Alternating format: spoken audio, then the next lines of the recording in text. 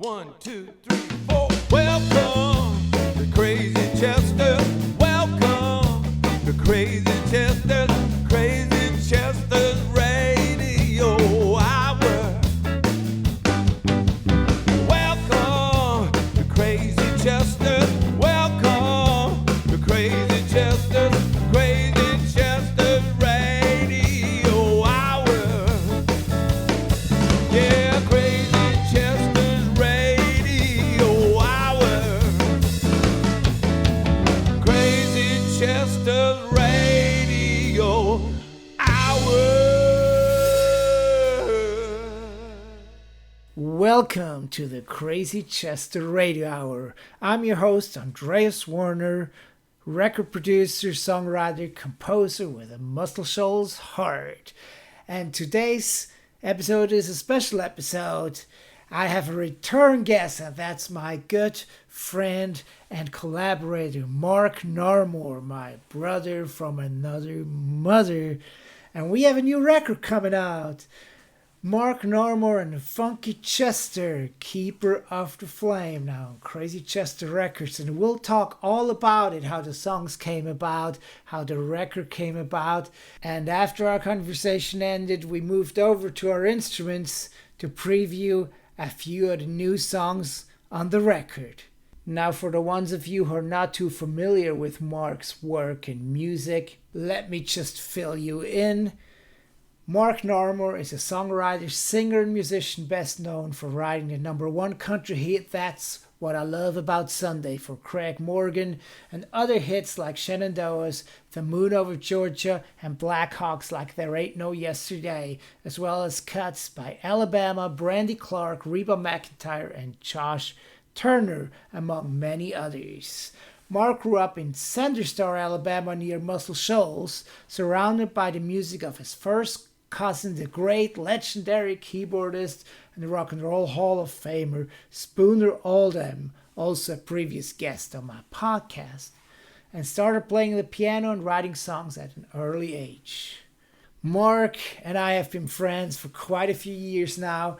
I produced his last 2 records and we've co-written many songs, and I just really cherish our friendship and our songwriting collaboration. So without any further ado, let's cut to my conversation with my brother Mark Narmore. So Mark, thanks for sitting down with me to celebrate the release of your new album. I'm going to applaud me and you. Yes, I'm applauding myself and you, Andreas, and love you so much. And it's been a labor of love for both of us. I mean, it's been easy. There's been no work, is what I'm saying. Yeah, having to do with it. I think so, and I'm sure it'll be something that follows us through our conversation. That it was fairly organic and just kind of a really intuitive, beautiful process how it all came together. Oh yes, indeed. Keeper of the Flame. And I want to tell people before we get started, that's the title of the record. I'm proud of it. It's me along with Funky Chester, the Funky Chester rhythm section. We'll talk all about that in a bit, but you can find it on all digital platforms. I sound like a salesman, yeah. Right? Well, I guess that's what an independent artist is these days. There's, you gotta make it, you gotta honk it. You gotta toot your own horn, as they say. But all digital platforms, and I'm gonna let you spit out those platforms, a few of those. Where can they find it? Literally anywhere. I mean, YouTube, Apple Music, Spotify, Google Play, Tidal, all of those, all the above, plus your own website for Crazy Chester Records, which is crazychesterrecords.com. That's fun to say. Yeah, we'll have some hard copies here very soon too. And yes, I'm just excited to share it with everybody because it's been a little while in the making, and it's always kind of like, I guess, birthing a child in a way almost, because it's like you start with nothing and then you kind of work on it, and then when you're ready to share it with the world, it's kind of like a birth almost. That's true. When it's all cooked and, like they say, in the oven and it's ready to come out, it takes it a minute to kind of congeal and get everything going. But you're right. and we're there. We're at the birthing. We've already birthed it, and it's out there. Everybody can grab it. Yeah, and it's also going to be interesting, to see how people react to it, because we've lived with it for a little while now, and we kind of know what it means to us, I guess. But it's always great to be able to share it with people and then kind of see what their reaction is. That is a wonderful, beautiful thing about us creating and putting things out. Yeah, I always want to know good, bad, ugly, or indifferent, and see the emotive. I like to be in the room, don't you, when people maybe actually hear the song, if I can, and you can tell their body language tells a lot. Yeah, It absolutely. And yeah. but I'm optimistic that it's going to reach a few people, because the few people we've shared some of it, they've been really, really, Right. welcoming and yeah. Oh it's yeah, just- yes. When I say the body language, I mean it's like you can see people brought to tears, and like Yeah. you can tell when they're moved and touched by it. So this group of songs, like you say, we've had it written 4 or 5 years ago. But every time I listen back, man, it's an easy listen. It never. I always want to hear it again. Some records, some great records, you don't want to hear once a month. But this one, I can listen to. I put it on, and I want to hear it every time, all the way through. Yeah, I agree, and I think it has some really like positive undercurrent, which is I kind of like that, the happy end and the redemption and you kind of feel good quality. I know we'll talk about words Right. like forgiveness and love, and which is kind of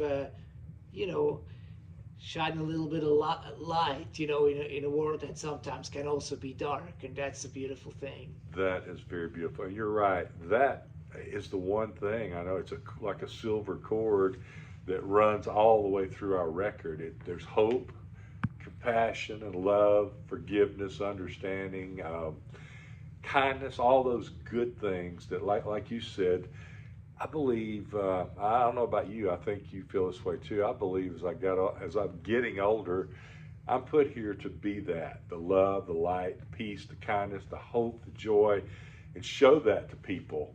And it's so contagious, and you know it. You do it too. Once you enact this joy upon other people, it's contagious. They're joyful, and this record has a lot of that. And there are also some, like you said, lessons in there that are. It's not preachy. It's just good truths about the world we live in. Yeah, I really like that too. And I know you are also like a spiritual person, and we are, and so it's like, I think we found a good kind of a mix of, it's not a gospel record necessarily, but it's kind of those kind of messages of, of what it means to be human and what it means to be good to each other. It's probably part of it, without, as you said, trying to be preachy, but just kind of in an intuitive way, just kind of. Very, very positive album, and like I say, you and I are, like it or not, we're that way anyway, both of us, and I think that's a wonderful thing, because we kind of shine that light. And this album, though, it ties, every song or two has something to do with that, some of those themes, and you can't, any producer and any artist can't necessarily say that with every album. You try with every album to have some kind of cohesion and thematic thing, but sometimes, with huge artists, sometimes it just doesn't happen. They get 10 songs that are good but don't mesh together. These, to me, are all great songs, but they mesh together with each other. I agree, and I don't think you can see it or plan it from the beginning, but it's something that kind of reveals itself to us. I feel like that's kind of the process. We started writing it, there's kind of a theme. This is a collection of songs that seem to go together really well. Yes, indeed. And we'll talk about when we wrote it. I know we're going to talk about Funky Chester rhythm section, the Muscle Shoals horns, and Shoal Sister. Let's start about talking about the people a little bit. The people, yes. Well, it's you first Yeah. of all. I mean, Well, it's your yeah. name on it. It's your voice. It's your keyboard playing on the grand piano, on the Wurlitzer electric piano, on the Fender Rhodes, and the Hammond B3. Yeah, yeah, I'm digging all those sounds, man. I'm digging them. And you know, that's something I really like. I love your playing, but I also love the textures of those instruments in a record.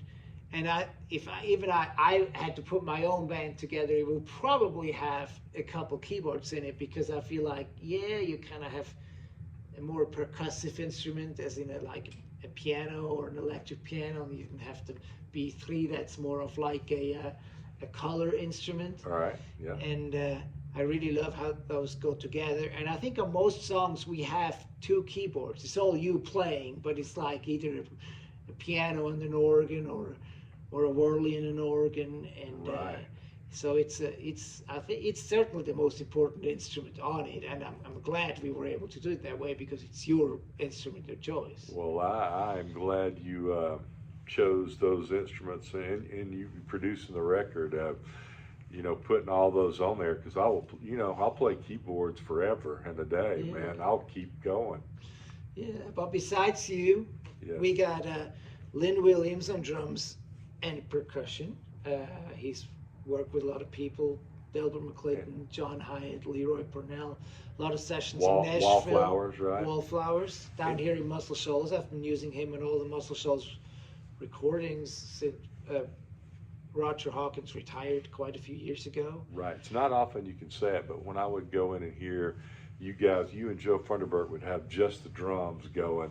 And I told Lynn this, I could sit and listen to his drum tracks by themselves with nothing else. I mean, they're so good. He's such a good drummer. It's compelling. It's that pocket, you know, it's that, Yeah. you know, of people like Roger Hawkins and Al Jackson Jr. at Stax, Levon Helm, they all had a pocket that was really kind of behind the beat, real laid back, but still not like, you know, it's still driving. Still driving. And yeah. as a drummer, it's like you can not really conceive it like mentally. It kind of has to come from somewhere within, and so you either have it or you don't have it for whatever reason. And Right. those great drummers that we love so much, that seem to be common ground. Right. It seemed like you said, they play from the internally from the heart or from the soul, and it translates. And there's a funkiness and a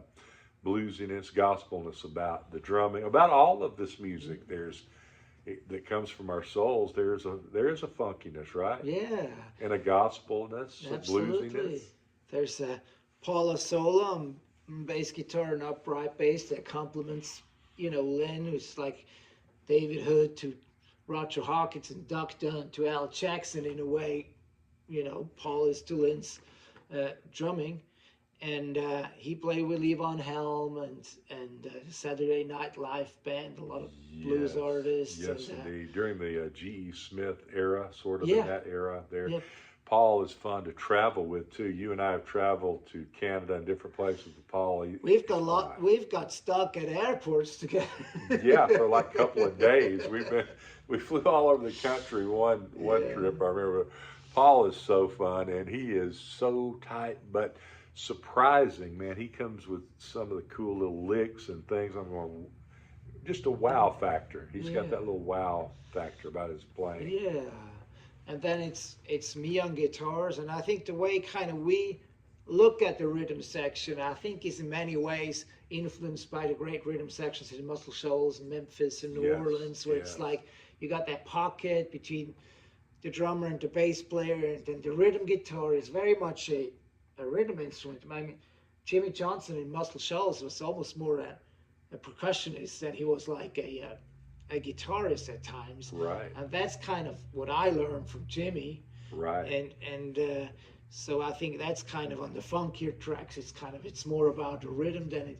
I'm not a flashy player or great player in a way, but I think we together as a rhythm section we really have our sound. It's very Muscle Shoals, but I'm really proud of our rhythm section feel.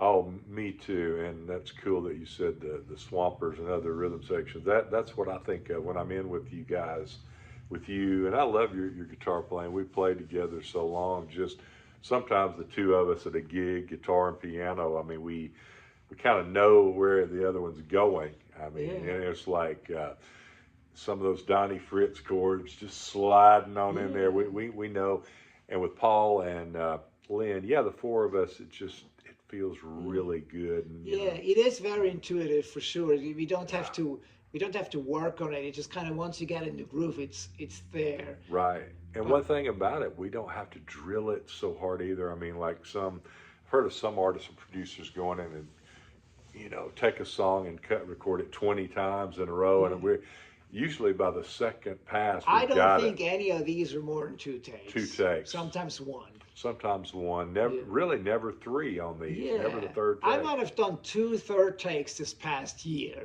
through the whole year, you know, producing records. But we're trying to get for that initial feel. Right. And usually once you keep going, the mind takes over. The mind takes over. And the heart kind of takes a backseat, and we want the heart. You're right. And we've talked, and you and I both know all these great Muscle Shoals musicians, but they always say, David Hood says, let's play it before we learn it.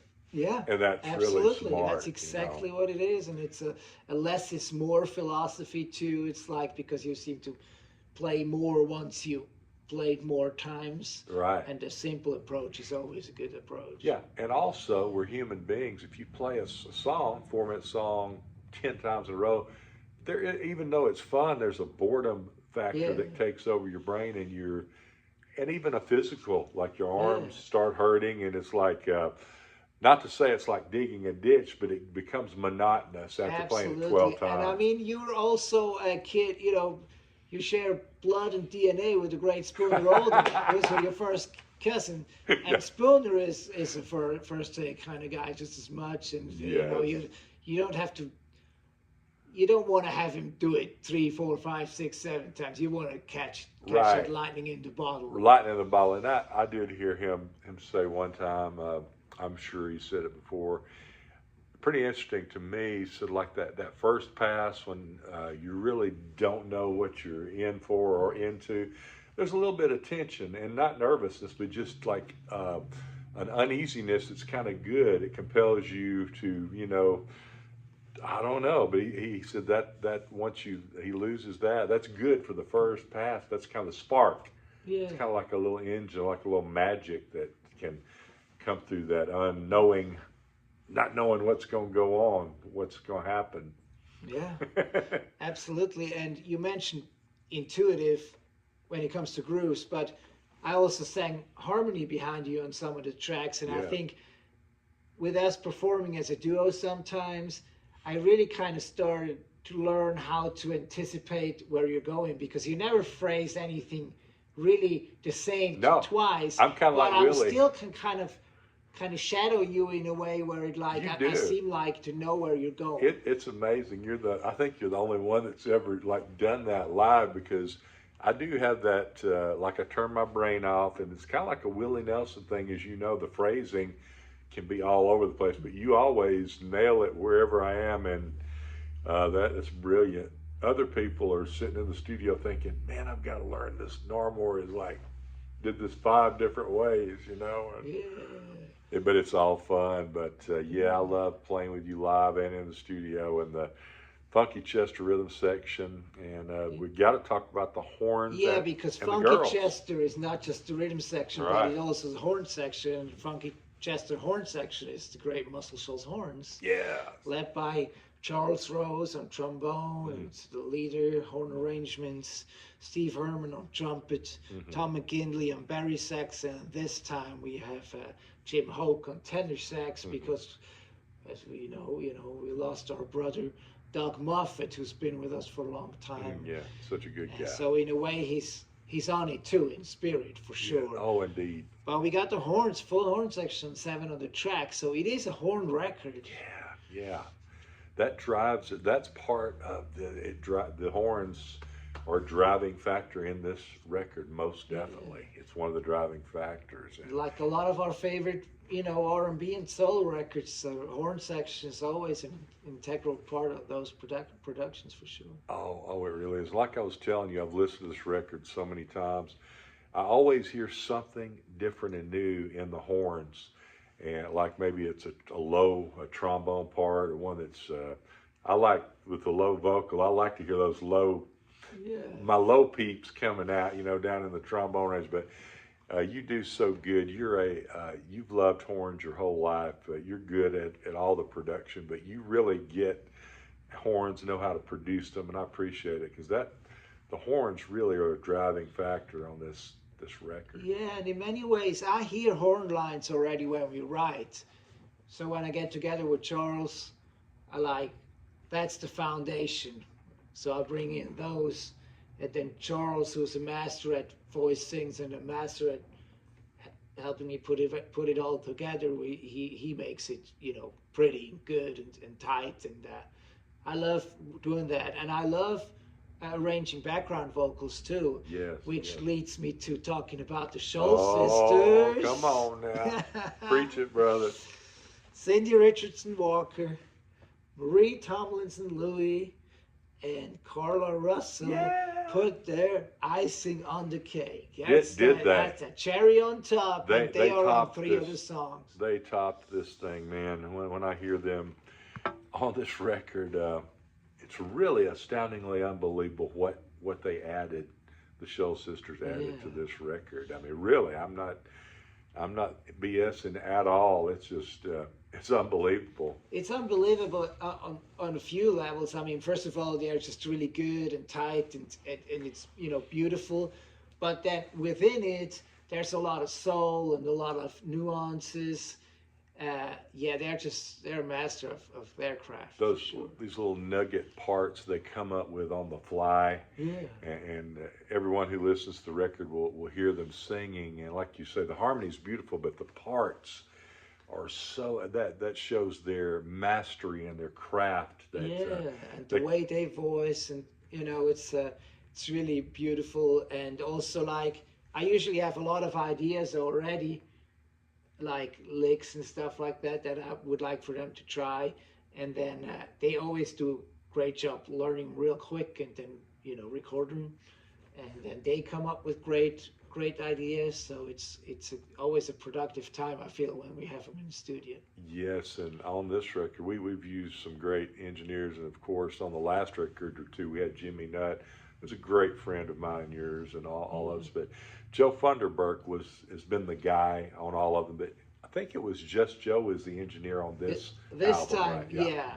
He recorded it. We did it all up in Nashville at Creative Workshop, in which is one of my 2 musical homes besides the NuttHouse here in Sheffield, Muscle Shoals, which is Jimmy Nutt's studio, which I just adore and love, and I love Jimmy. Amen. And he's a brother.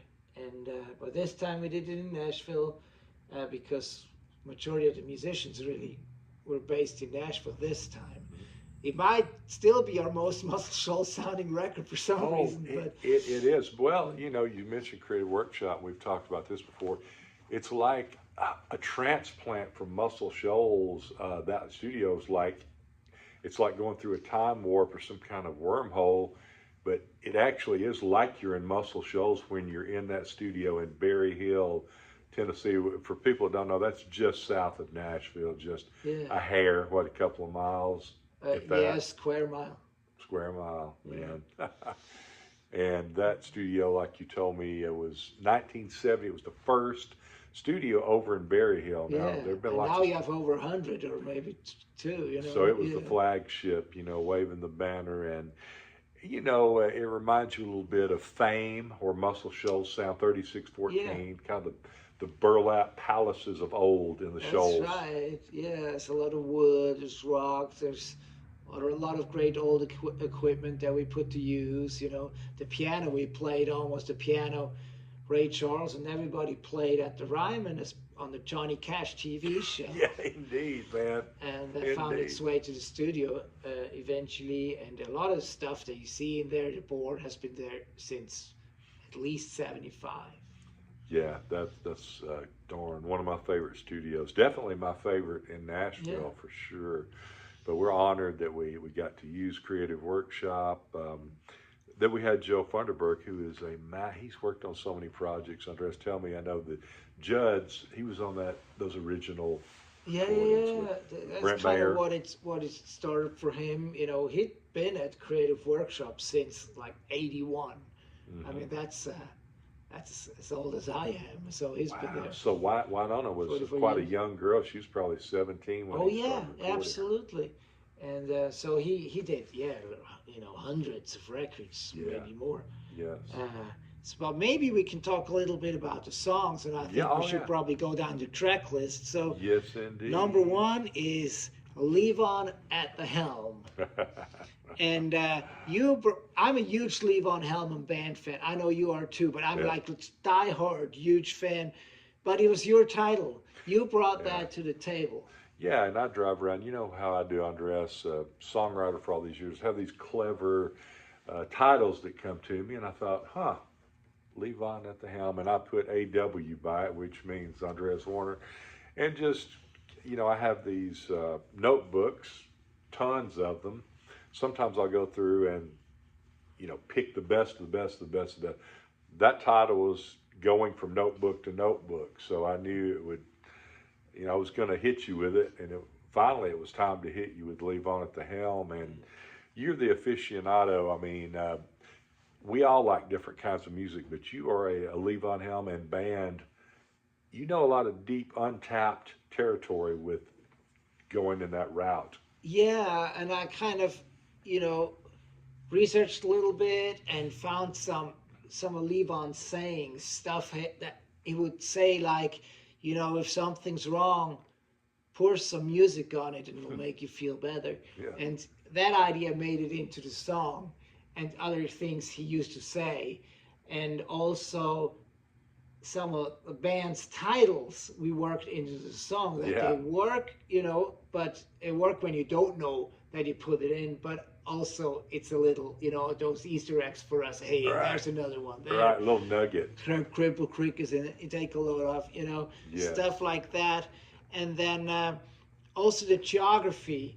We talk about Woodstock, New Orleans, Muscle Shoals. So he used to live in Woodstock. He would come to Muscle Shoals to make records, solo records. He would play on other records here too. He was good friends with David Hood and Roger Hawkins and Mickey Buckins. He even had a short-lived band called Levon Helm and the Muscle Shoals All-Stars, which was Milton Sledge on drums, Mike Chapman on bass, I think James Hooker and Randall Bramlett and Duncan Cameron and Russell Smith. And they did a tour of California and Alaska with Jimmy Johnson as front of house engineer, which they rehearsed at Travis Womack's club here in the Shoals. And I got a really good bootleg from a show in '82 in San Jose. It was really good. I want to hear that bootleg at some point. I want you to share that with me. And you told me this, Levon, and I think David had mentioned this too, David Hood. Levon he didn't have cartage. He put his drum set in the back seat of his car like all young drummers. You start drumming and you're playing. They stick their gear in the back seat, in the trunk, in the front seat, in the floorboard.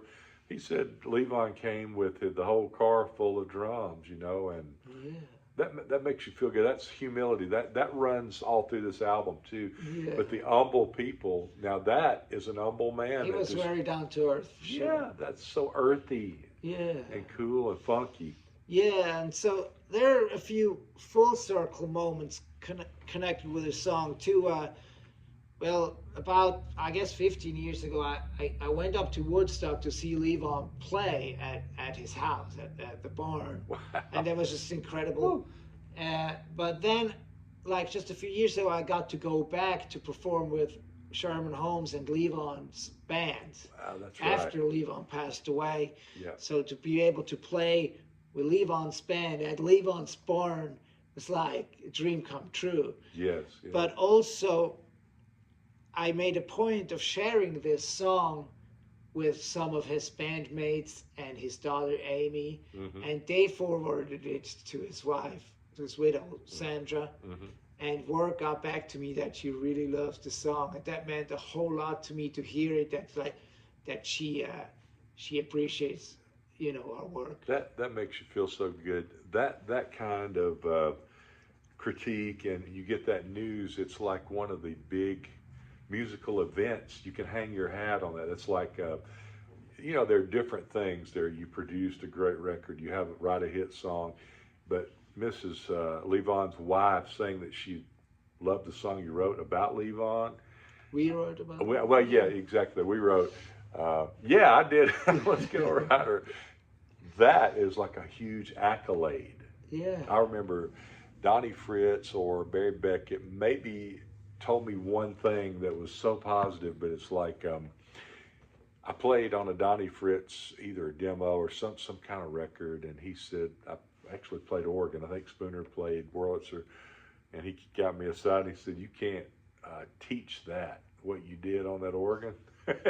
Like you were saying about the intuitiveness, about what our Funky Chester folks do. But that's an accolade to me for Donnie Fritz, and you loved Donnie, so I mean, the accolades he gave you meant the same thing, but it's like, I'm very proud. It's almost like your dad being so proud of you. It's like being anointed with that kind of accolade. Yeah, and funny enough, you mentioned both Donnie and Levon because they were good friends too. And I actually have a signed copy of Levon's autobiography that he mailed to Donnie, signed and dedicated to Donnie, Wow. that Donnie's wife, Donna, gifted me after Donnie passed away. So you've got that. Yeah, I got that. Unbelievable. But you're right. Both of those guys are very down to earth, very giving, loving, humble, and like I say, all of that is kind of the stew that made up this album. There's a lot of love, peace, hope, goodness, light. And then we have, Paula Sola on the rhythm section that played with Levon. Yeah. And that's another connection. So it's a small world, and it's kind of a family affair in many ways. Yeah, I love Levon At The Helm, man. Unbelievable. I cannot wait till I know scores of people are going to be putting that on playlists. It's going to be on different people's podcasts and on their playlists. So I'm looking forward to hearing that. All of them, but Levon At The Helm, I know there's some. Come on, band and Levon folks. I know y'all gonna dig and this. I know we just lost Garth Hudson, but I felt like in your organ solo you kind of challenged Garth. I channeled him, and I didn't know I was doing it because you, I think, you said, go, why don't you put some organ on this and do a solo. Listening back, it's a little different from what I would have usually done. So I think I did. Somehow that came through. And Garth had a very, unique approach to music too. So I think it's really perfect. Yeah, I love the song in every way, and it sounds so good. You produced it so well, and working with you, I'll have to say, man, you take me vocally to places where I just really didn't know that I had, and you understand. How I work psychologically, philosophically, and I think that really matters. You can get some really strong vocals out of me, and I don't even know it's happening. It's kind of like I turn the brain off and I really don't focus, and you're like, oh, here's a nugget. Didn't even know I did it. It's some little cool, maybe even a discrepancy, like something that you think was wrong that's really beautiful. Yeah. So you know how to grab and capture those little moments. Yeah, and I mean most of those vocals are fairly one take affair too. We didn't go the Nashville pop way where we didn't punch a whole lot on any of those. But I think you're talking about singing well. I'm attracted to you because I feel you're a really great singer. Oh, thank you. But also I think the way we work is just like real comfortable for you. I mean it's songs that work really well for your voice. It's Yeah. good keys. Mm-hmm. It's good grooves, and we are, a bunch of brothers working together. So it's like you can be just relaxed and be you, and then it'll Yeah. come out great. And that's my core, as you know, for me and you both. And here in the Shoals, I grew up here and still live here. That funkiness, churchiness, gospeliness, bluesiness. That's the part of me that is my soul. So that can come out when I get with you and the other guys. And I love the other genres of music, and I've participated in writing in a couple of 3 other genres and had hits. But the Muscle Shoals thing, maybe Andreas it was in everything I did a little. Yes, of course. But with you, it can be a lot. I can just unleash it and let the animal out of the cage. Well, that's kind of like what I tell other people, and sometimes you too. It's like I feel like I'm your excuse to write a Muscle Shoals song or write an R&B song. Right, When you're dating, it's really writing country songs that are supposed to be, Commercial. hits. Commercial, yeah. And I feel like when you write with me, first of all, you can live that, but also like you don't have to really worry much about commercial. You just like we just write and we just what feels right. And I think this record and the organic quality to it really showcases It that. does, and the joy and the fun we talked about. You have to have fun. To me, with music, it can never get laborious, or I know sometimes when you're mixing, occasionally there's some labor, but the performing of it has got to all be fun, and the writing, total joy. And I agree. And like we've talked about love and the joy, peace, hope, companionship, compassion, forgiveness. All those are such positive tenets, and it definitely goes along with Christianity, but all those go along with anybody in the world, any religion. They're positive facets that it's humankind. And if I could learn more, if we could all learn more to spread this stuff, this love, this joy, it's contagious. Like I said before, once you start spreading it, you had the line and give forgiveness. This was your verse. You were kind of prevalent on this verse. You said, the revolution starts with you. Forgive yourself. That's the first thing you do. Take it outside, spread it around, start an avalanche of love raining down. That was all Andreas Werner, that whole verse. And Carla Russell comes in and does some cool ad-libs around that. Let's go down the list of songs real quick. So number 2 is the title track, is Keeper of the Flame. Yeah. And I had that title, and I wanted to write a song with you. And I kind of had a concept, I guess, because I perceive myself and I perceive you kind of as keepers of the flame of the Muscle Shoals music to a certain degree. Yeah. Where we were very intent on learning from the masters, from people like Spooner and Dan Penn and Donnie Fritz, David Hood, you name it. Yeah. And kind of learn as much as we can, incorporate it into what we do, and then maybe eventually, pass it on to the next generation. And then I think that's kind of what I presented to you, and then you kind of helped me put that, synthesize the song. Yeah. I colored it up. A lot of times I'll have plenty of color and adjectives, that come from working a lot and writing a lot of songs over the years. But that one was fun because you came with the matrix and the whole concept. And when you have that, all I had to do, and me and you both filled in the blanks. It was organic. We didn't have to try too hard, and I totally got what you were wanting to say. Yeah. Which it applies to all our Muscle Shoals people, like passing the torch to us. But also, we mentioned our dads, and I was always close and really honored my dad a whole lot. And I feel like he looked at me and was proud. I know he was proud of me and my music. So as a man, as a boy growing up, I'll have to say my dad, Charles Narmore, giving me a thumbs up, that was probably maybe the best thing that ever happened in my musical career was my dad to give a thumbs up and say, "Hey man, you are rocking it, buddy." It really, that's totally true, man, the way I feel. And although I mentioned that impetus of it was me thinking about us and the musical lineage and the river of time. But we wrote the song in a way where it actually is more general and it can be applied to a, you know, father, son, child, Right. you know, Yeah. scenario or anybody. Or And I mother, think, mother, daughter, any scenario that you're like moving to the next intergenerational move, right? Yeah. But it's a beautiful song, and I'm so proud. I'm glad we named the album "Keeper of the Flame."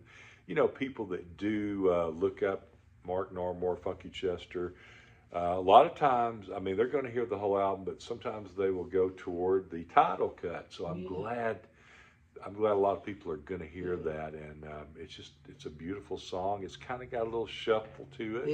Yeah. Not too much of a shuffle. no, but just there's a lot of shuffles in this record. but it's Of like a sort of little various little degrees of lilting. It's just a shuffles. barely Yeah. shuffle, you know. But there's a great moment towards the end with the Shoals sisters kind of answering Oh, the line. That's one of my yeah. favorite moments of the record.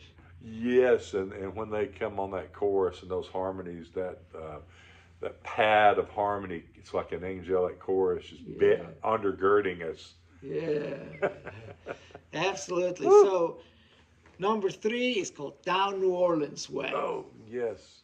And I think you originated that. Yeah, because I had the little rumba groove, because I grew up, Fats Domino, you know, New Orleans guy, was the first piano guy that I looked to. You know, Spooner was around, but I really liked Blueberry Hill and the Boogie Woogie, what was going on with Fats. So I had that in that little groove, and you told me that your uncle brought you some albums over in Switzerland when you were a kid, and you were just enamored and allured by the New Orleans grooves on some of these records he had. So we both, at young ages, got turned on. And who wouldn't get turned on to New Orleans grooves? Man, aren't they the coolest? Yeah, absolutely. I love it. New Orleans R&B. All those guys, you know, especially Alan Toussaint is a huge influence to me because he was a producer, he was a writer, he was an arranger, he was a musician, piano player. So in many ways I can identify with him, and I think I learned a lot from him. Also, our good friend Donnie Fritz was a huge fan of those old songs, you know, Mother-in-Law, Holy Cow, you name it. He loved those New Orleans R&B songs. So some of New Orleans, the way I appreciate it, is also a little bit filtered through Donnie, and those grooves kind of we put in a lot of, like, you know, as a musician, you know, 1 to the 4 to the 2 to the 5 to 6 to 2, you know. It's like it just feels so good. And I'm glad we put some interesting lyric in there. Sousaphone, which a lot of people know what a sousaphone is. It's similar to a tuba, right? It's a tuba you can hang around your neck.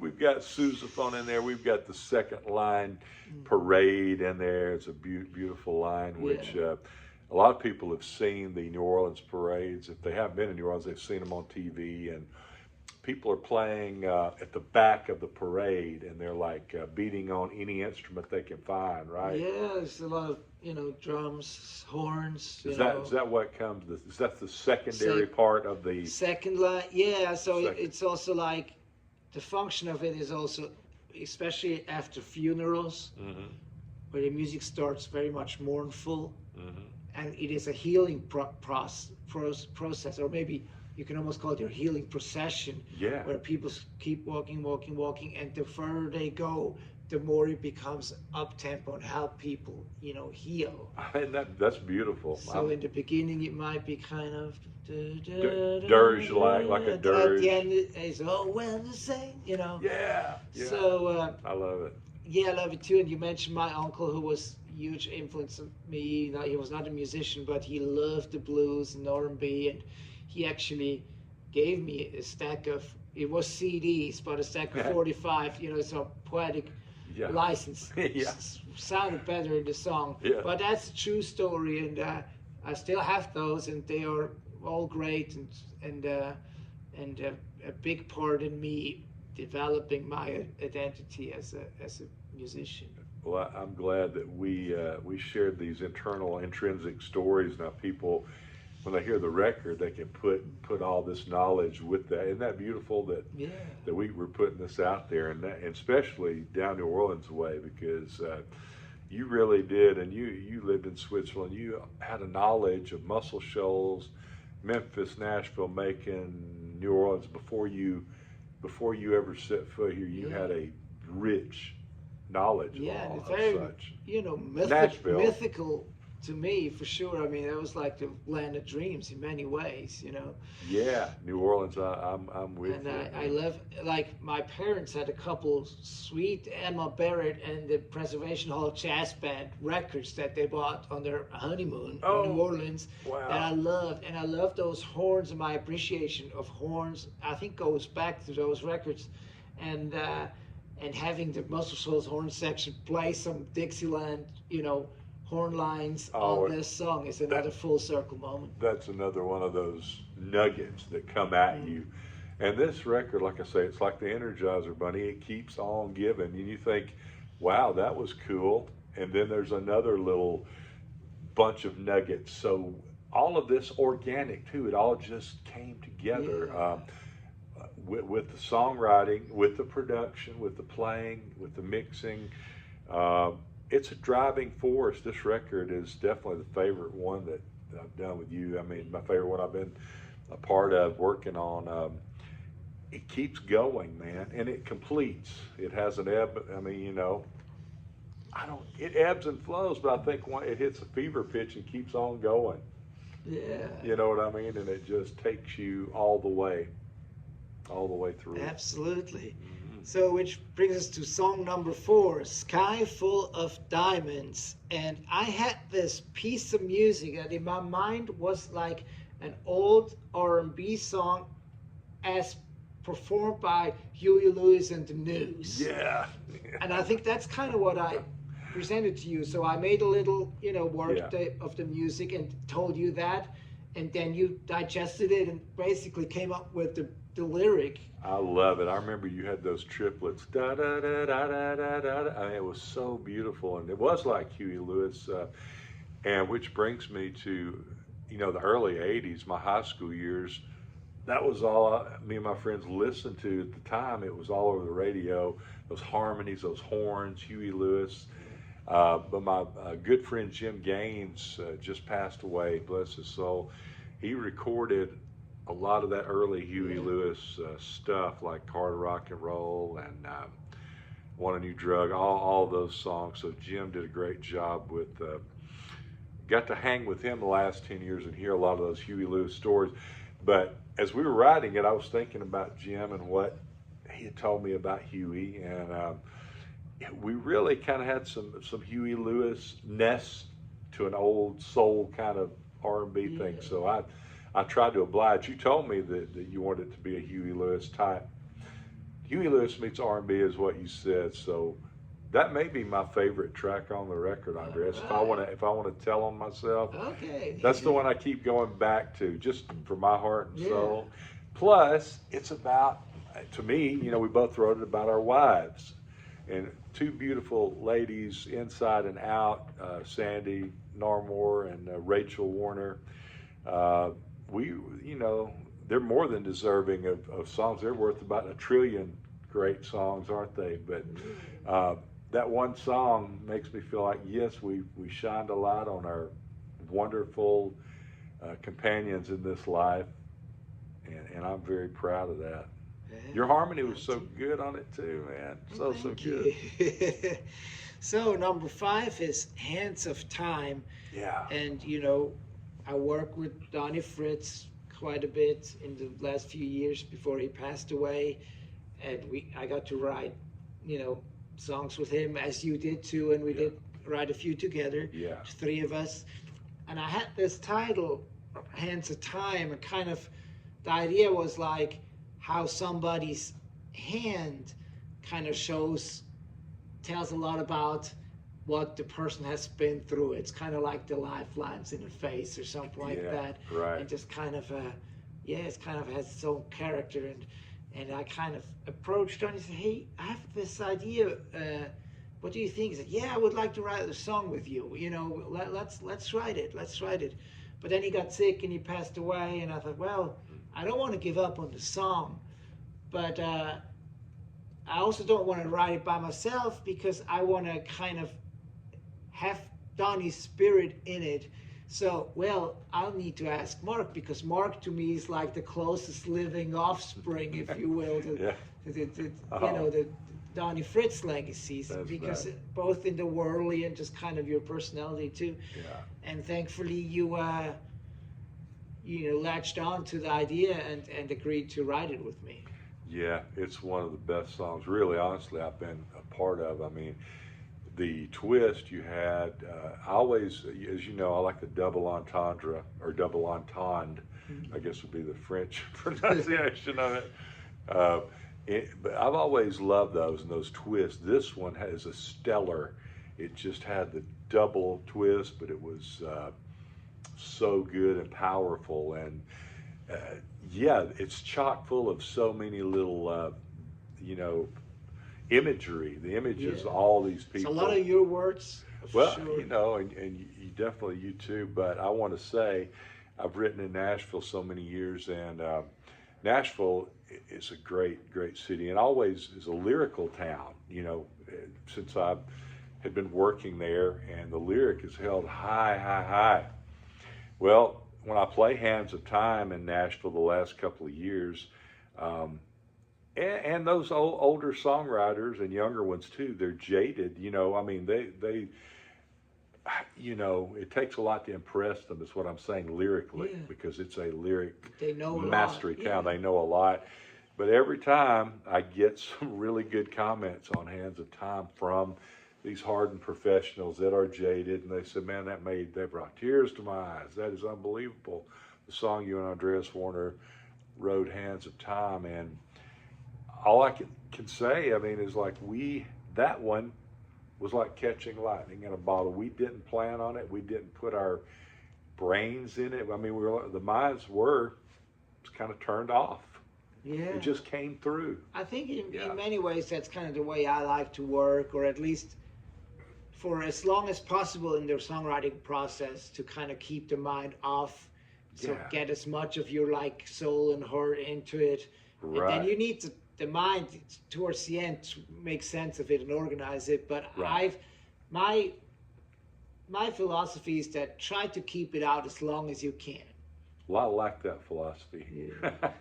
I think I went to the, being a commercial songwriter, maybe I had my brain turned on a lot, so. But you're also required to do that, because you meet that 9 a.m. with 2 other guys or somebody else. Yeah, you have two co-writes a day, and sometimes have 3 co-writes a day, because I would travel to Nashville. So yeah, you kind of have to have that structure to put, a couple of 100 songs out there a year to vie for pole position. And also, I think because it's kind of a committee, right? It's like much earlier you're required to add or to correct or to expand upon something, which are kind of brainy activities rather than, Yeah, letting it flow. Yeah. And we're talking about a flow state. We hear that a lot on podcasts. And I think this album, somehow a lot of it, I know a lot of it, when we were writing it, we were in a flow state. I think rappers now, you and I have never written rap together. That might be our next album. We can write a rap album. I think you might have to find somebody who's a little bit better suited. I think me and you could do it, but I do think I've seen some of those people, they turn their brain off and they just flow, and the rhymes are unbelievable. Free association, Free association, stream of consciousness. Yeah. So, yes, indeed. So number 6 is, you mentioned it earlier, Give Forgiveness, which is your title and is one of the funkier tracks on this. It is, and I had that title written down. I really didn't have any idea of where in the world it would go. In my mind, honestly, I don't know if I told you, I thought it might be like a very country song, like a George Jones. Interesting. Or something like that. I didn't know that. In my head, I mean, but when we started recording this record, you and I, of course, we've got all the Muscle Shoals roots in us, and occasionally we try to go toward the staple singers, you know. and they were gospel group, and they turned pop, sometimes in a minor key, really grooving and funky and gospel churchy. So this Give Forgiveness, you were big on the lyric on this thing, man. You were the pony running. You were the pony. You took off running, and I love it. You let me play Fender Rhodes. Yeah. It's the only time we've played Fender Rhodes on any of our records. It's usually Wurlitzer. Yeah. But the Rhodes stood right up there, and it was really funky. Yeah, it's a little more 70s maybe. But talk about that song a little bit, because you had quite a bit of the verse lyrics on that. Well, I just really like the message, because it's like, give each other a break, kind of, trying to, we have that line with, that holding grudges doesn't quite, help anyone. Right, and right. if you find a way to forgive yourself or somebody, it might, inch you towards healing or whatever. And I really like that sentiment for sure. Oh yeah, and like you said, that sentiment it does run throughout the whole album. Things like that, forgiveness, kindness, love, loving the smaller, like love the sparrow. That's what makes us a champion, is helping the little guy and the sparrow. And humility, we talked about Donnie and Levon being humble. You bring your drum set in your car all the way to Muscle Shoals. You're humble. You're an humble guy. There's a Jesus quality to that, and I'm so proud of Give Forgiveness, and the solo in it. I want to tell people it's a Fender Rhodes, but you and Joe put some kind of cool effect on it. It's like a wah-wah. Yeah, kind of a little wah-wah, almost a little clavinet. Yeah, that was kind of but it's also like, because I played the wah guitar on it, and I think it's the way those two kind of work together that kind of get a little bit of that almost psychedelic. It's wonderful. I don't know if I've heard a Fender Rhodes like solo with that sound. I mean, it is funky, but I love your wah. I remember the day you brought that in, and it was like, man, I'm gonna try the wah pedal on this record, and it was like, we were like touchdown hands. That's it. It's funny. I barely ever use any pedals. Just straight into the amp, old school, like Jimmy Johnson and Steve Cropper and Bobby Womack. But every once in a while, I say, let's try something. And it worked on that, man. And I can't wait for people to hear Give Forgiveness, because it's not preachy, but it's a great message. Like the Staples singers, they weren't preaching. They just had great positivity, positive messages. And the world needs it now more than ever. And I feel like as I've grown older, maybe you too, well, I'm a lot older than you, but I feel like, early on there was the ego, you want to get the stuff to hang on the wall. And you still like that stuff, but it's like, what I like more is spreading the love, compassion, peace, goodness, hope. I sound like I'm preaching. I am. Well, but it's like loving kindness. That's like, music is that universal language that that brings people together and all that. So I can relate to it sure. We've all spread. Music does do that. When we spread it and go out and play, we're all spreading that love and that energy. God is love. And as I get older and meditate on that a whole lot, it's all about love and loving people and caring, empathy, care what they're going through, and helping them. Get down and get your hands dirty, roll them sleeves up, there you go. Get down wherever they are and just help them, even a smile. We had that in one of our songs. I mean, I think that was an album ago. We've been doing this positivity thing a long time. A long way. Let's move on here. Right. Number 7 is All That Glitters Ain't Gold. Yeah. And funny enough, under a Coke cap or something, there was like some sayings for a while, kind of like a fortune cookie note. And the one time it said like, put some glitter on it or something like that. And I get glitter. What are some sayings with glitter? And I'm like, I researched a little bit. All that glitters ain't gold. And it just had this ring to it. Like, oh, that's a title. So like, hey, Mark, got his title. Oh man, And that's all you needed. it sounded to me like a Spooner Oldham and Dan Penn song or Donnie Fritz. It sounded R&B like. And that's what we wrote. And that's exactly what that is. It's an old school Muscle Shoals song. We knew what to do with it. It's a beautiful song. He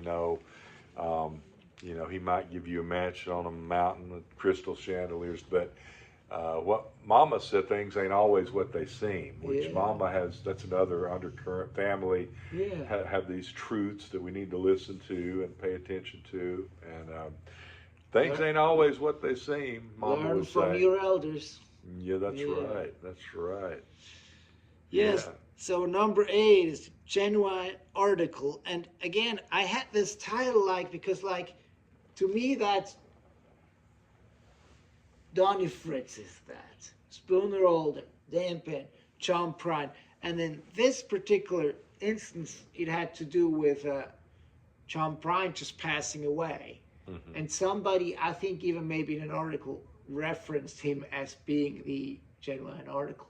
Wow. And I'm like, that's a good title. It's not really, probably not going to work because he doesn't sing well necessarily, the line.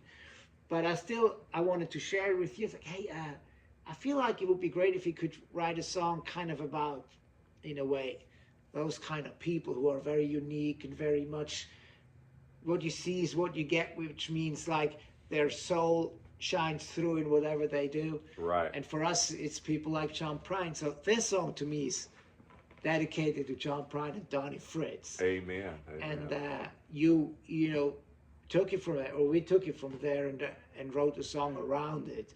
And although the title never appears in the lyric. That's like Bob Dylan with Rainy Day Women, number 1235. But I'll have to say, I'll give you hats off on that song. You were the lyrical master on that. You had a lot of it. I mean, I was there, but you had that pony was flowing, baby. I mean, you were running, you were flowing. So, but you, from the heart, all those things in that song, you knew about Donnie or John, and you wanted to say that and get that out there. And so did I. But you had a big part of that lyric on that one. And I feel the same way about all those people, Spooner and Donnie, David, all those people, like we said, Willie Nelson and Waylon, those people, Tony Joe White, J.J. Cale. They've all got so much soul, and they're such artists, They really are. I mean, you'll have to say you hear them, and you definitely know when you're hearing Tony Joe White or Donnie or Spooner or Dan Penn. There's no question, no doubts. Yeah. And again, I think somebody else can also relate to the song because they might see somebody they know in it, or it might resonate otherwise too.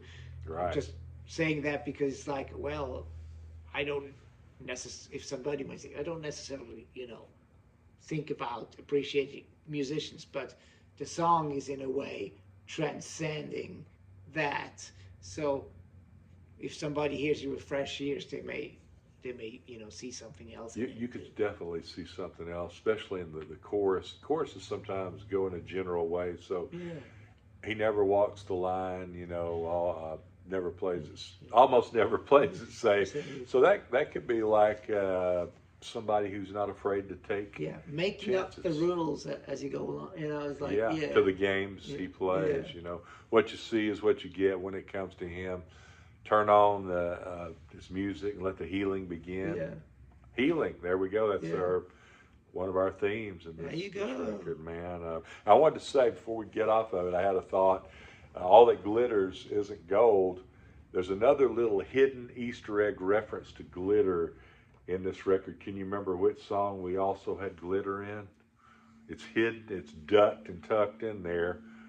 What my favorite song on there? Sky Full of Diamonds. Yeah, it's you're so mesmerizing, like glitter and lightning. Yeah, there you go.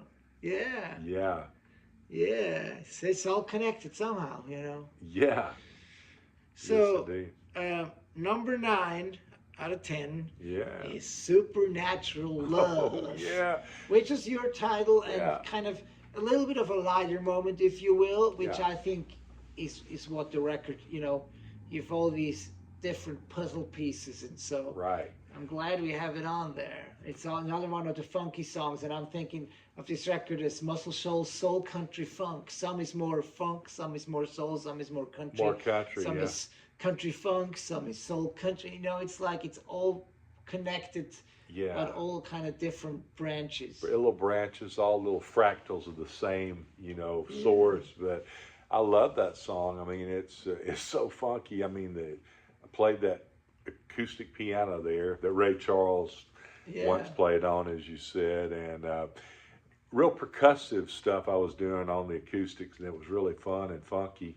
And it has a little, I mean, not New Orleans all the way, but it's got that kind of funk about it, and the horns just drive that sucker. And what really drove that song to me is the Shoals sisters. Unbelievable what they did to it. Carla Russell, and Cindy and Marie. It's just Wow, they're really loud and hard and. Yeah, and Carla always comes up with these coolest little things to wrap around, like give her a verse, and she kind of almost like did a duet with me on a couple of songs. Kind of weave in and out of it. Yeah, beautiful, man. Shoals sisters. I agree. I'm telling you, they made are this the record. Secret ingredients. Amen.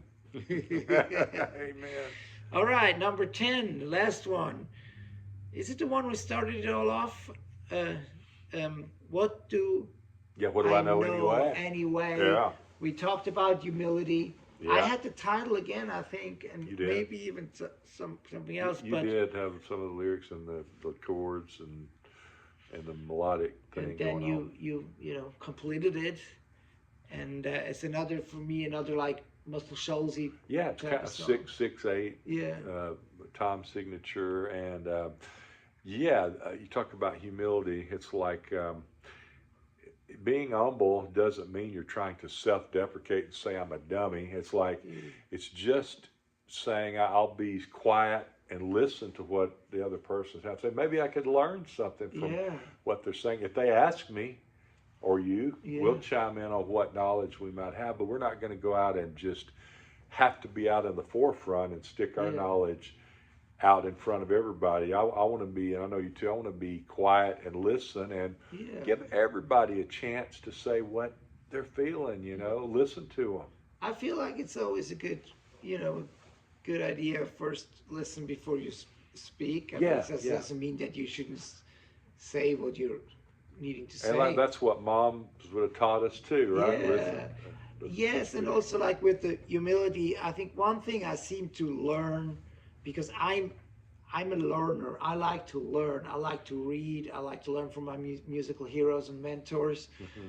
But one thing I always find is the more you learn, the more there's so much out there. There's still yet to discover. Oh yeah. And so the more you know, there's so much you don't know. Right, exactly. I mean, it's like we've only just begun. I didn't mean to quote the Carpenters there, but you think, and I've heard scientists and all, a lot of, I've rabbit holed a lot during COVID and on, YouTube. I love some of that science and neuroscience. And the more these smart guys think they've got it figured out, the more they don't know anything. They'll tell you, we don't know the first thing about this or that. We thought we did, but always something to learn. And to me, God is the source. He is, and he knows it all. He created it all to me. And I think I'm a fractal. I think we all are, like you mentioned, pieces. He's divine, we're pieces. That source just gives us that love, that we feel, that makes us feel good. It makes us feel good in our body, but also makes us feel good in our soul about helping people. You feel good, don't you, when you like make somebody feel good or know you really helped them and they lifted them up? Absolutely. Man, ring the bell. That's what I want to do. Yeah. Ding. Ding. Come on, Yeah. Ding, ding. And you mentioned you're ringing the bell. We're ringing the bell for our record. I guess it's fair to say, we're proud of it, and we would love for people to discover it. And we mentioned it's available everywhere. We'll have hard copies coming in, and yeah, give us a chance. Give the record a chance. Yeah. See what you think. Let us know. And before we go, we would like to play you guys a couple songs. Just great. the two of us. Yeah, the Wurlitzer is sitting right over there, so I think we should make you, your guitar, my Wurlitzer, I think we should make use of those All two right. things. Let's go for it. Let's You go ready? for it. Thanks, Andreas. Here we go. All right, brother. Thank you. All right.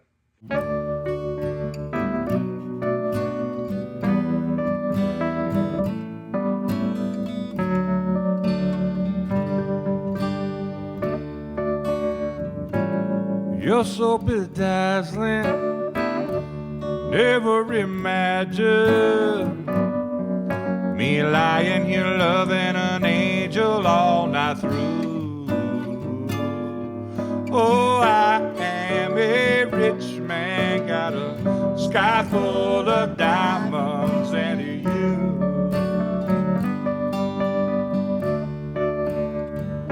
So mesmerizing, glitter and lightning, me holding you, loving you, can't believe it's true. Oh, I am a rich man, got a sky full of diamonds and you.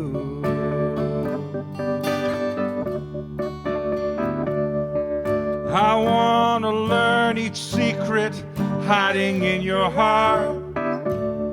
I'll be here to share the laughter and the rain. I'm your soul man, your best friend, you can sure lean on. I'll be nothing, girl, without my everything. Play it, Andreas.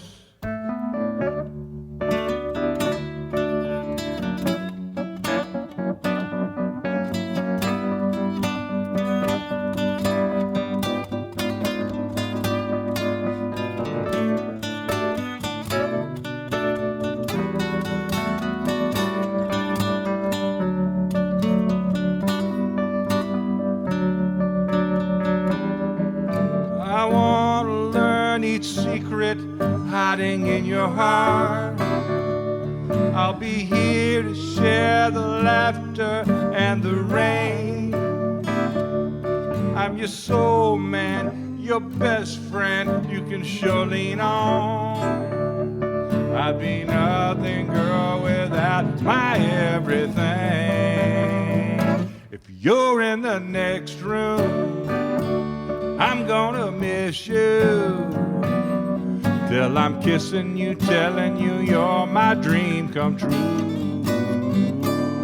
Oh, I am a rich man, got a sky full of diamonds and a you.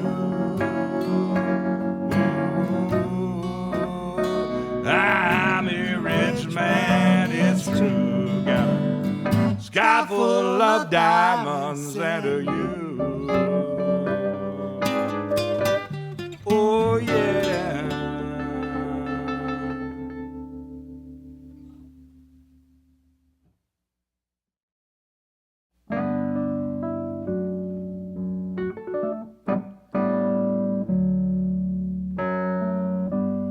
Those hands were like a Norman Rockwell painting, folded in prayer, weathered and worn.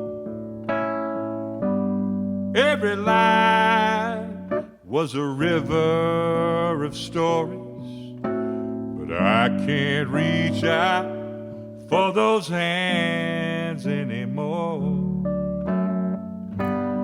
Those hands that work the land till sundown, those hands that pick you up when you were quicksand deep. Those hands saw their share of Decembers. Those hands shook the hand of John F. Kennedy. Oh, those hands of time that spin a mile a minute. Oh, those hands of time doesn't seem fair to me, 'cause we are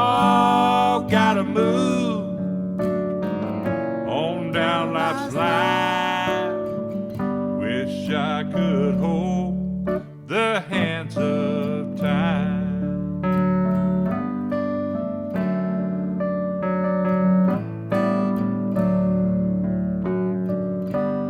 Those hands held a hymnal every Sunday. Those hands rocked babies to sleep. Those hands, how they could play a piano, once strong as a mountain, now so frail and weak. Oh, those hands of time, I miss every wrinkle. Oh, those hands of time, they could play any song, but we've all got to move on down life's line.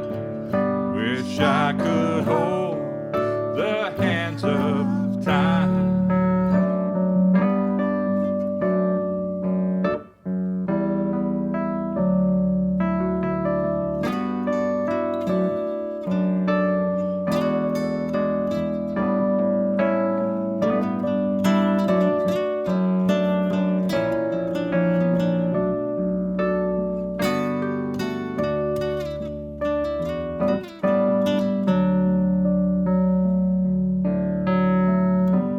Those hands won a bar fight in Brussels. Those hands gave his woman a ring. Those hands applauded for Elvis. Those hands shook the hand of Martin Luther King. Oh, those hands of time, I miss every wrinkle. Oh, those hands of time, they could play any song, but we've all got to move on down life's line. Wish I could hold the hands of time. Oh, those hands of time, they spin a mile a minute.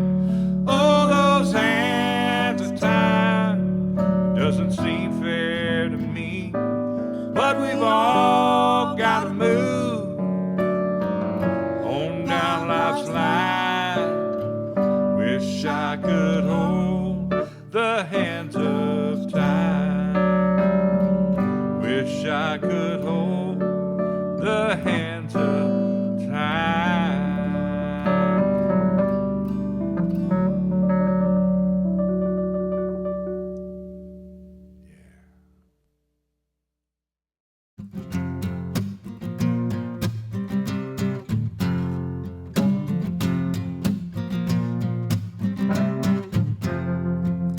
Take me down south to the Mississippi Delta, land of the blues.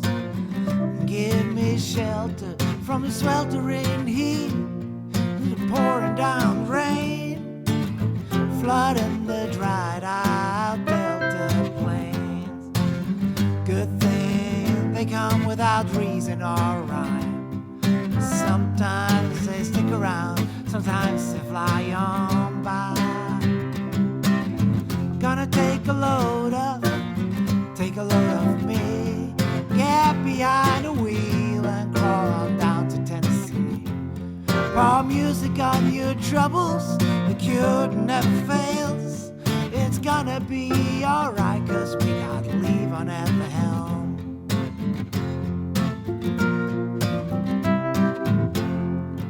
Drum set in my backseat, I'll drive down to Muscle Shoals, join up with the swampers for a little country soul.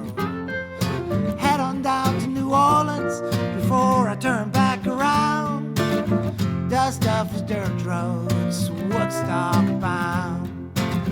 Had all the lessons that I could get. I learned from everybody that I've ever met. 'Cause life is a carnival across the Great Divide. Oh, look out, Cleveland, this wheel's on fire.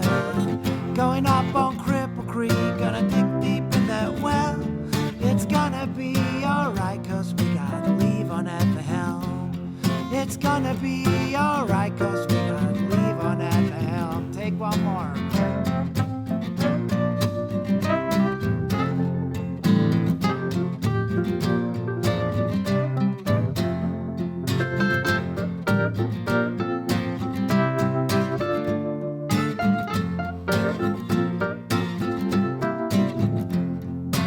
All my life I've been a troubadour, have mercy on me. Oh, I shall be released when I pay my masterpiece. Yeah. Gonna take a load of me. Get behind the wheel and crawl on down to Tennessee. Pour music on your troubles, the cure never fails. It's gonna be alright, 'cause we got Levon at the helm. 'Cause life is a carnival across the great divide. Oh, look out, Cleveland, this wheel's on fire. Going up on Cripple Creek, gonna dig deep in the well. It's gonna be alright, 'cause we got Levon at the helm. It's gonna be alright, 'cause we got Levon at the helm. It's gonna be alright.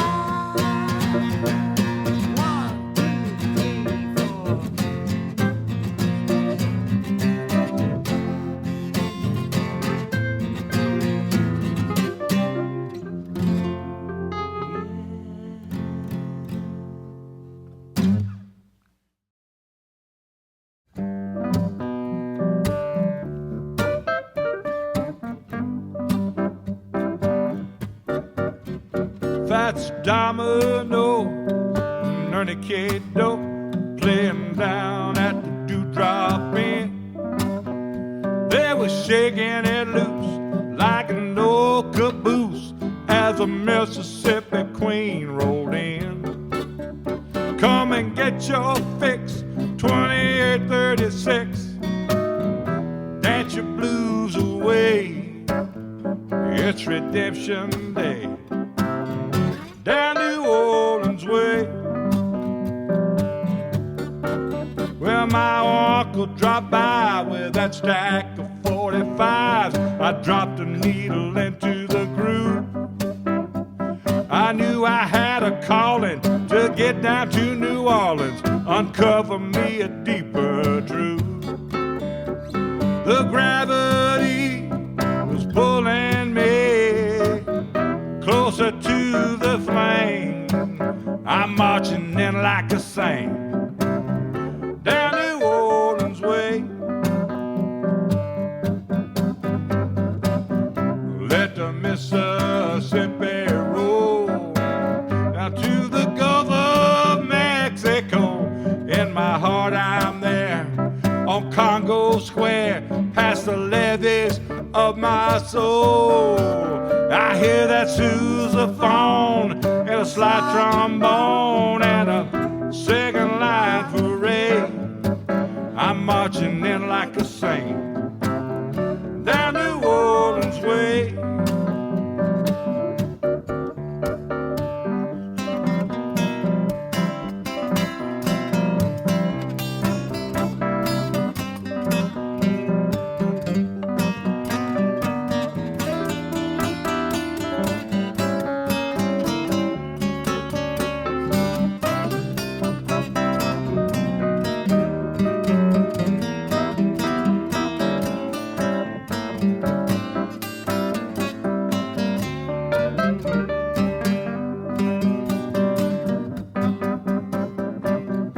Let the Mississippi roll down to the Gulf of Mexico. In my heart I'm there on Jackson Square, past the levees of my soul.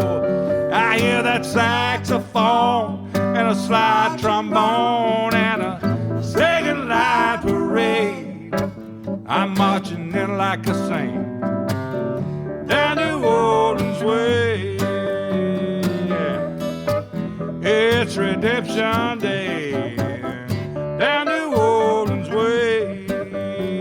Yeah, I'm marching in like a saint down New Orleans way.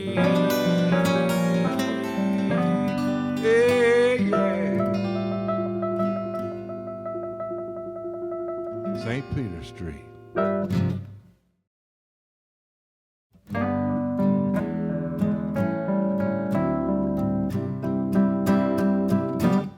Lord, seems like lately been traveling so much. Sometimes I'm 1,000 miles from your touch, but I don't feel lonely, I don't feel empty. Darling, your love stays with me. When time starts to drag it, my long work day, your sweet morning loving, yeah, keeps a smile on my face. And all day I'm tasting them sweet kisses you give me. Baby, your love stays with me. Just like the taste of strawberry wine, like the smell of honeysuckles on the vine.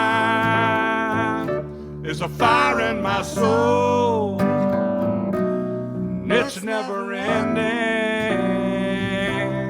Baby, your love stays with me.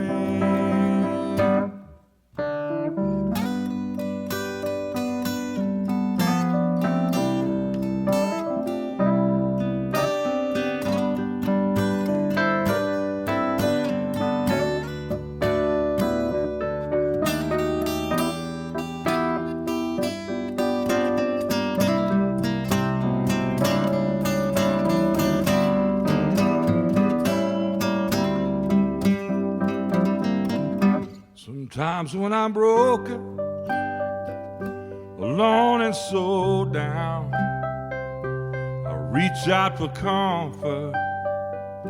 Not a friend can be found. All I gotta do is think of you. That's all that I need. Baby, your love stays with me.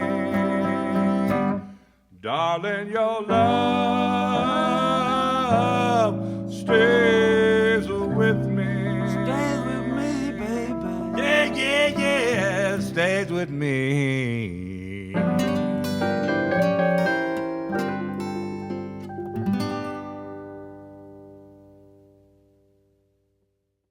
And that was Your Love Stays With Me that Mark and I wrote for the first album that the two of us did together called This Old Wurlitzer. And all the other songs you can find on Mark's new album, Keeper of the Flame, now out on Crazy Chester Records and wherever you listen, download, and buy music. So I hope you enjoyed today's episode. If you did, you may want to check out some of my earlier episodes featuring some of the great songwriters associated with Muscle Shoals and Nashville, along with musicians, producers, you name it. If you enjoyed it, make sure to like and subscribe to the Crazy Chester Radio Hour at your point of listen. And that's it for today. I hope to catch you again next time.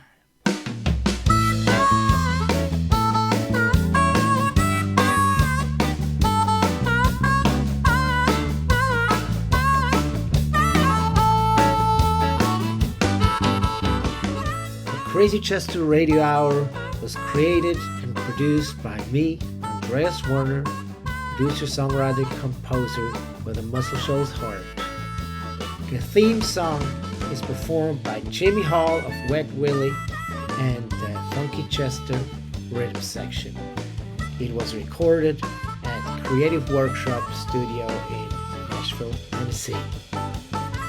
You can find out more about the podcast and myself at crazychesterrecords.com or on Instagram at crazychesterrecords.